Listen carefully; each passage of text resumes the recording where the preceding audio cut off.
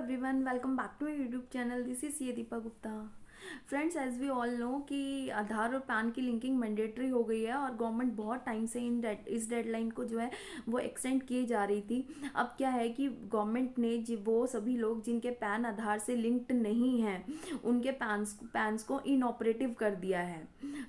ये इंफॉर्मेशन जो है उन सभी लोगों के लिए है जिनका टीडीएस कटना है, जिनका टीडीएस कटता है या जो लोग टीडीएस काटते हैं. डिडक्टर एंड डिडक्टी दोनों के लिए वीडियो यूज़फुल है बिकॉज गवर्नमेंट ने ये कह दिया है कि जो भी जो जिन भी लोगों के पैन जो है वो आधार से लिंक नहीं है वो इनऑपरेटिव हो गए हैं.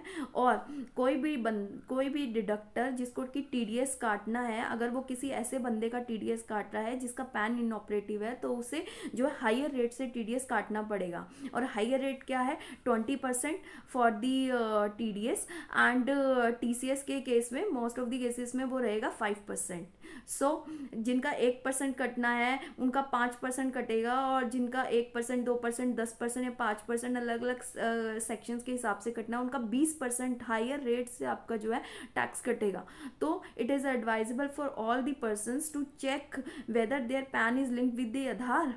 उनका पैन आधार से लिंक है या नहीं ये चेक करना बहुत ज़्यादा ज़रूरी है. बिकॉज अगर आपका पैन आधार से लिंक नहीं है तो आपका हायर रेट से टीडीएस कटेगा और टीडीएस कटने के बाद आप उसे क्लेम भी नहीं कर पाएंगे. बिकॉज डिडक्टर जो है जब आपका टीडीएस काटेगा तो वो गवर्नमेंट को टीडीएस काट के जमा तो करा देगा, लेकिन वो अपनी जब रिटर्न फाइल करेगा टीडीएस की, वहाँ पे डिपार्टमेंट जो है उन पैन्स को जो पैन्स इनऑपरेटिव है उनकी जो टीडीएस क्रेडिट है उनको प्रोसेस डिपार्टमेंट नहीं कर रहा है. बिकॉज उस पर हायर रेट जो है वो टीडीएस काट लेगा बट पैन इनऑपरेटिव होने की वजह से वो आपकी स्टेटमेंट में जो है रिफ्लेक्ट नहीं हो पाएगा.